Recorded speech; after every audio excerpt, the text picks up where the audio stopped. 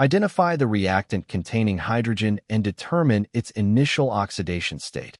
In the reactants, hydrogen exists as elemental hydrogen gas, H2. By definition, the oxidation state of any atom in its pure, elemental form is exactly zero. Identify the products containing hydrogen. In the products, hydrogen is partitioned into two different solid compounds, lithium amide, Lin2, and lithium hydride, LiH. Determine the oxidation state of hydrogen in Lin2. Lithium, Li, is an alkali metal, group 1, and always has an oxidation state of +1 in its compounds. The amide ion is NH2 to the power negative.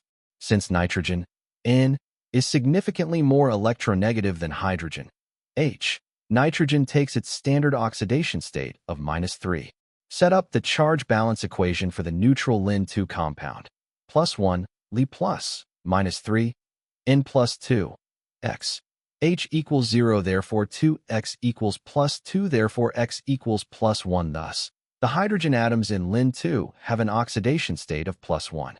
Determine the oxidation state of hydrogen in LiH. Lithium hydride is an ionic compound where metal cations are bonded to hydride anions. Lithium, Li, maintains its stable oxidation state of +1. Since LiH is a neutral compound, the hydride ion, H to the power negative, must balance this charge, +1, Li plus, Y. H equals 0, therefore, Y equals -1. Thus, the hydrogen atoms in LiH have an oxidation state of -1. Compare the initial and final oxidation states of hydrogen. Oxidation. Some hydrogen atoms transition from an oxidation state of 0 in H2 to +1 in Lin2.